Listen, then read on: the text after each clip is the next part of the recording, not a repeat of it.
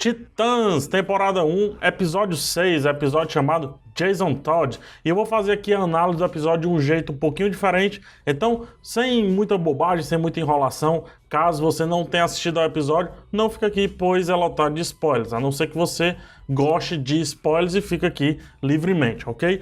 Eu vou colocar as imagens aqui, praticamente não haverão cortes, então estou testando um modelo aqui, onde eu não preciso editar tanto o vídeo, ou seja, que eu não gaste tanto tempo assim no vídeo, para que chegue mais rápido para vocês aí essas análises, tanto de The Walking Dead, quanto o Fear the Walking Dead, quando voltar, Game of Thrones e também Titãs, ok? Então vamos lá, já pro Pipe, a partir de agora tem spoilers de Titãs, temporada 1, episódio de número 6, chamado Jason Todd. Tá aí o primeiro frame que eu destaco, só para mostrar, aí é um flashback, né? Já começa no flashback aqui, para mostrar a trupe toda do circo, todo mundo juntos aí, coisa que vai ser utilizada mais à frente no episódio. Dá para ver aqui, opa, diminui aqui, dá para ver aqui o Atlas logo de início, né?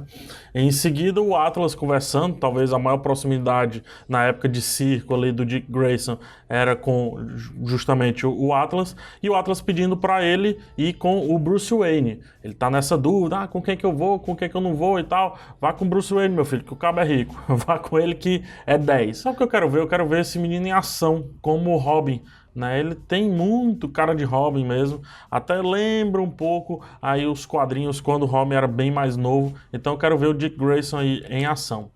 Em seguida, o continuado do episódio anterior, que é justamente aí o tema, né? Robin em ação, poderia ser esse o nome do episódio. Perceba duas personalidades bem distintas aqui, uma personalidade um pouco mais séria, enquanto tem outra personalidade já mais zoeira, que aceita mais o fato de ser o Robin, coisa que vai ser explorado bastante durante esse episódio, até eu chegar à conclusão aqui, que é bem legal a conclusão, porque é o lance do um cara que já passou por algo que um está passando, já passou por algumas mazelas e alguns problemas de ser mascarado entre aspas não, mascarado mesmo, enquanto que outro tá achando que isso é bom, né? Eles vão se confrontar ao longo do episódio com relação a isso, né? É uma honra conhecê-lo, e aqui já tem algumas coisas interessantes. Primeiro, esse cara, o Jason Todd, era fã do nosso querido Dick Grayson, mas perceba que no traje que já tem um pouco de vermelho, bem mais vermelho do que no traje do Dick. Isso acontece, cara, porque é uma referência ao Capuz Vermelho. O Capuz Vermelho é aí, no caso, o alter ego, né? O Jason Todd se torna mais na frente do Capuz Vermelho, que é um anti-herói e é um inimigo do Batman. Então isso vai acontecer com certeza mais na frente, mas acho que nessa temporada não. Só que tem outras referências ao Capuz Vermelho, a gente vai ver mais adiante. Aqui o confronto de ideias dos dois Robins, né? Os dois Robins. É legal porque o Jason Todd, ele tá feliz, ele tá satisfeito, e ele tá todo tempo passando na cara do Dick Grayson, assim. Eu não sei se propositalmente ou não. Um dos motivos, um dos fatos, né? Primeiro, dele gostar de ser o Robin. O Dick já fica assim, cara, você não tem noção. O outro é de ele poder utilizar o Batmobile, né? O Batmóvel, e aparentemente o Dick não poderia utilizar. Aqui dá a entender que é também um Batman meio que talvez tentando resolver erros que cometeu com o Dick Grayson e não quer cometer com o Jason Todd. E aí talvez por isso, né, esse lance de não repetir erros, ele cria o Jason Todd de uma maneira um pouco mais liberal. Um negócio aqui sobre isso aqui é a Batcaverna, né? Uma Batcaverna vertical, digamos assim. Percebem aqui, ó, deixa eu ver se tá mostrando. Percebe aqui que parece o Batman aqui, ó. Vocês conseguem enxergar o Batman aqui nessa imagem? Aqui, ó. Tem um pouco de Batman nessa imagem. É legal eles ficarem explorando indiretamente o Batman, né? É meio Batman isso, né? Ele fica meio que nas sombras ali o tempo todo. Isso falando da temporada do Titãs, né? Falando da série Titãs como um todo. Então tem aqui a Batcaverna, a Safe House, né? A casa segura, que a gente vê na parte de dentro aqui os carros do Bruce Wayne, tudo, isso aqui deve ser tudo equipado, cara, deve ser uma maravilha. Inclusive, no próximo episódio, o Dick Grayson poderia sair com um carro desse, né? Mas enfim. Uma coisa bacana é que o Batman ele construiu várias safe houses, várias Batcavernas ao longo dos Estados Unidos. Então ele não está atuando somente mais em Gotham, ou seja, é um Batman bem evoluído, tá? Um Batman bem avançado que já está no manto, né? Que já aceitou o manto, já está vivendo a respeito com o manto há muito tempo, tá? Referência ao Capuz Vermelho. Olha os olhinhos vermelhos aqui e ele mais sério, né? Mais fechado ali. Isso é legal porque deixa eu sair aqui do quadro. Isso é legal porque provavelmente eles não vão explorar o Capuz Vermelho nessa temporada ainda, mas funciona, porque não, como um pouco de easter egg aqui. Esse é no momento que ele faz o scan da retina, coisa que o Dick Grayson não conseguiu fazer. Mas na frente, dentro da safe house, um quadro do Maquiavel, e aí o Dick Grayson, ele declama Maquiavel. Você já conhece a expressão, isso é muito maquiavélico e tal. Ele contava um pouco como os reis deveriam agir diante da sociedade para manter o controle. Tanto contava quanto teorizava, né? Também o pessoal coloca muita coisa e muito peso no Maquiavel. Então, no Maquiavel, que escreveu uma ideia de sociedade, de reinado perfeito, e lá que tem um pouco de violência envolvida, é isso que o Dick Grayson ele declama para o Jason Todd, que eu não sei se o garoto entendeu, não sei se ele entendeu que era uma indireta. Que era de fato indireta. Aqueles que estão acima da sociedade precisam fazer X, Y, Z para manter o controle da situação. No carro, o Jason Todd conta para o Dick Grayson que tem um chip, que cada um deles tem um chip, é por isso que ele é encontrado facilmente, e daí ele vai tirar o chip. Só me espanta aqui, cara, por que esse cara tá dormindo há tanto tempo assim? Tanto tempo. Enfim, mas na frente aqui é só para mostrar mais a fotografia. É um episódio que tem uma fotografia ok, deixa eu sair aqui do quadro para mostrar melhor. Tem uma fotografia bacaninha, tá aqui um contraluz mostrando bem amplamente o local, né? Isso aqui é na cobertura, provavelmente na cobertura, e mostra aqui as duas malas. Por algum momento, deixa eu colocar aqui o mouse, por algum momento eu achei, cara, que essas duas malas aqui, o Dick iria trocar, iria ficar com o uniforme do Jason Todd. Dick Grayson tá expulsando o Jason Todd, ele entrega finalmente a missão dele, o porquê que ele, Jason Todd, está ali, né? E é justamente para mostrar que toda aquela trupe, lá do começo, deixa eu mostrar aqui eles novamente, tá aqui, toda aquela trupe morreu, né? Eles estão sendo caçados, eles estão morrendo pouco a pouco aí por um vilão que tá derretendo a cara, ou pelo menos metade da cara deles. Por algum momento eu pensei, poxa, o Duas Caras e tal, mas na verdade é o Nick Zuko, o filho do Tony Zuko, aí, mafiosos de Gotham, que participaram da morte, da execução dos pais do Dick Grayson. E que mais da frente tem um flashback que a gente vai ver, né? Antes tem um flashback dele no circo, o nosso querido Dick Grayson aí no circo. E esse flashback é legal porque tem essa referência aqui, ó, o Atlas segurando ele, e essa referência, né? Essa cena vai ser repetida mais na frente quando eles forem se encontrar. Finalmente eles utilizando aqui a Batcaverna, enquanto Batcaverna mesmo. Só que um detalhe aqui, cara, eu tô bem em cima, deixa eu sair aqui, deixar só o mouse. Sabe o que é isso aqui, cara? É o Batmóvel, né? Vocês conseguem ver? Deixa eu me arrastar aqui. Vocês estão vendo eu voar aqui no vídeo. Mas isso aqui, ó, no cantinho, aqui, o Batmóvel, né? Um pouquinho aí, uma referenciazinha, um easter eggzinho. E esse Batmóvel vai voltar mais pra frente, vocês vão ver. A turma chega, os titãs chegam. Acho que poderia ter demorado um pouco mais aqui nessa cena. Principalmente pra gente ver aqui o Mutano, o Netuno é ótimo, né? Pra gente ver o Mutano aqui fazendo mais piadas a respeito de poder ser ou não o Robin. E ele parece Robin, né? Tem a idade e até o estilo de Robin, até o cabelo. É nesse momento que eles fazem a piada. Antes, na cena anterior, a Ravena quase toca aqui no Jason Todd. Quase, se eu não me engano, não chegou a tocar nele. E aí descobriria, provavelmente, alguma coisa que está escondida no garoto, né? Aqui, cara, por que esse cara dorme tanto? Foi só uma porrada isso? Por que ele dorme tanto? E o casalzinho discutindo se vão juntos, se não vão, ela dando força pra ele ir, né, atrás do lance lá dos pais deles e tal. Até que ele vai e encontra o Atlas aí, a cena que é referenciada lá do começo, né, a cena lá do flashback, o Atlas abraçando ele, só que agora tudo mais escuro, tudo mais fechado, uma vida um pouco mais triste aí, no caso, pro nosso amigo Dick Grayson. É tanto que o próprio Atlas, ele pergunta, poxa, você parece feliz. E aí o Atlas em seguida fala, você realmente está feliz?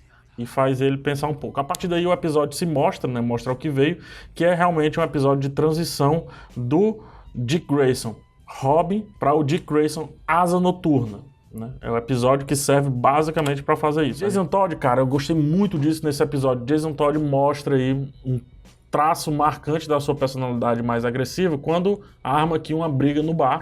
A partir dessa cena, né, o contínuo dessa cena, ele mostra como ele é assim muito capuz vermelho, como ele é assim muito raivoso. A gente não sabe, ainda tá por acontecer a tentativa de morte dele através do Coringa, né? Porque nos quadrinhos o Coringa mata ele, mas só que mais na frente ele volta como capuz vermelho e como vilão do Batman, praticamente. E aqui essa cena mostra um pouco da personalidade do garoto, que a gente vai ver mais na frente ainda, como essa personalidade é muito o que o Dick Grayson não queria se tornar, né? E praticamente a vinda desse Robin mostra que o Dick Grayson não pode mais ser o Robin, justamente por esses pontos. Tem a explosão e a partir de agora é vilão muito Batman. Isso é coisa de vilão do Batman, ligar e dizer você está justamente onde eu gostaria que você estivesse, tudo mais. Então tudo bem que é o vilão do Robin, né? Mas Robin é Batman, Batman é Robin. E aqui é uma atitude muito de vilão do Batman, tanto a forma como ele aparece, né? Que é o Melted Face, e aí também o Nick Zucco, filho do Tony Zucco, né? Seguindo aqui, a gente vai explorar um pouco mais aqui do Nick, mas antes o Batmóvel, olha ele aí, e é o Batmóvel muito parecido lá com o dos primeiros filmes, né? Não é o Batmóvel já da era mais moderna do Batman no cinema. E lembra um pouquinho, né, o Batmóvel lá dos Tim Burton. Inclusive a trilha sonora nesse momento é uma misturada entre a trilha lá do Tim Burton e a trilha mais tarde do Christopher Nolan. Tem uns violinos, mas também tem aquela batida um pouco mais dark, densa lá dos filmes do Tim Burton. Aqui é só para mostrar no flashback que tá o Robin indo de encontro à máfia, né, aos assassinos do pai dele, aos executores do pai dele. Cara, isso aqui é um Robin muito avançado, é um Robin muito à frente do que é a origem do Robin, ou seja, muito provavelmente essa atitude que ele teve aqui leve-o a deixar o Batman para lá e a finalmente ir embora, né? Então, muito provavelmente esse é o motivo aqui do Robin ter não deixado o manto, mas começado a querer deixar o manto, o fato dele ter se entregue à vingança. Em seguida a gente tem o confronto entre um e outro aqui e tal, não sei o que. Eu destaco esse frame porque isso é muito vilão do Batman, né? A câmera pegando aqui de cima, mostrando o confronto entre um e outro, de cima para baixo, aquele negócio todo. Isso é Batman demais.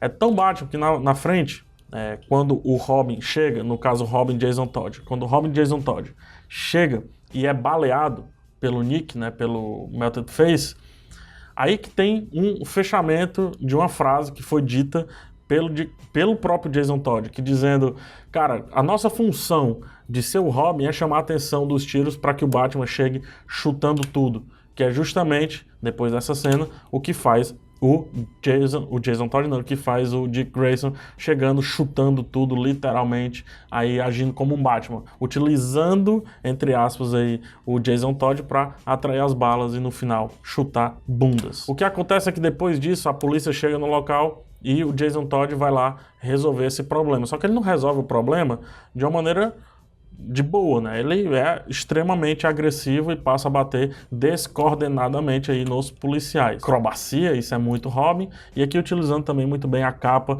A partir de agora a gente tem um pouco de jiu-jitsu, etc. Perceba que o dublê não é o dublê do menino, do Jason Todd, é o dublê do Dick Grayson, porque ele parece muito mais com o ator do Dick Grayson do que com o Jason Todd em si. Aqui eu quero destacar esse frame porque o menino é tão agressivo que ele aponta, né? Ele faz toda a manobra marcial para apontar a arma para policial, ou seja, não matou, mas ia matar, né? Ele foi meio indiscriminado nesse momento, tá vendo? Ó, o tiro, né, atinge aqui o colete, ela tomba a partir daí. E depois, mais na frente, mostra mais agressividade quando joga o rosto do policial no chão, sendo que o policial já estava dominado, né? Aqui, mais uma vez, o policial já estava dominado e aí ele quebra as costelas do cara à la Bane, porque não fazendo uma referência ao Bane, e quebra as costelas do cara também sem necessidade. Nesse momento a câmera gira, cara, né, entregando aí um Dutch Plan que é maravilha, tá? O confronto dos dois e finalmente esse confronto serve mais para ele, cara. Esse confronto serve mais para o Dick Grayson perceber por que ele não deve mais permanecer com o manto do Robin, né? Ele até fala, o Jason Todd, tá, você tá choramingando aí, não sei o que, de Robin, não quer mais ser o Robin, mas tá usando a roupa do Robin. E aí, qual é a sua, né? Um detalhe aqui, o destaque na cena, a escolha de cena para destacar a roupa vermelha, também fazendo referência que nesse momento ele é mais capuz vermelho do que Robin em si. E em seguida, a decisão é tomada quando ele vê o destroço que foi feito pelo Robin Jason Todd. Aí, no caso, é o Dick Grayson. É tanto que a Estelar, quando liga para ele e pergunta quantos Robins vão chegar, ele responde que nenhum. Para terminar o episódio, nos finalmente, o nosso vilão aqui quer falar com a Ravenna.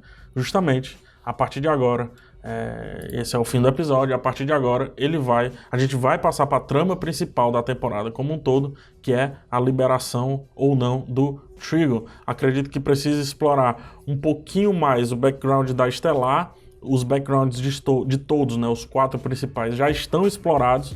O Dick Grayson acredito que já passou a ser Asa Noturna, Nightwing, quer que chame como, e a partir de agora a gente vai para o assunto principal, que é a liberação do Trigon, aquele negócio todo ali com relação a Ravenna abrir um portal para todo o mal vir e dominar a Terra. É um bom episódio, espero que você tenha gostado desse novo formato aqui de análise. Eu vou tentar trazer esse formato aqui para os próximos Titãs, porque é uma pegada mais visual, acredito que seja o público goste mais, né, dessa pegada falando menos e mostrando mais, então vou tentar trazer esse formato. Espero que tenham gostado, até o próximo vídeo e tchau!